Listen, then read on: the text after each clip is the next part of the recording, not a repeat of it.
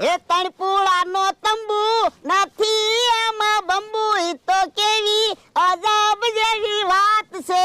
ભોળા દાદા ભોળા ઈ કપડા પહેરે ધોળા ઈ તો કેવી ગજબ જેવી વાત છે.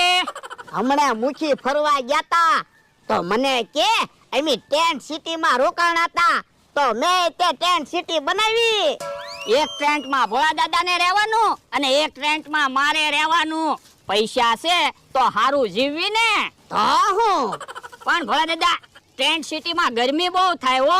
હે તો બારી ખોલ. એ હારું. ઓ બાપા અલ્યા તને બારી ખોલવાનું કીધું, બારી પછાડવાનું નથી કીધું. એ હારું યો બારી હરખી મૂકી દઉં. કેવો માણસ છે કાઈ ખબર જ ના પડતી ને. ભોળા દાદા હું શું કહું, હવે આપણે જમવાનું અહીંયા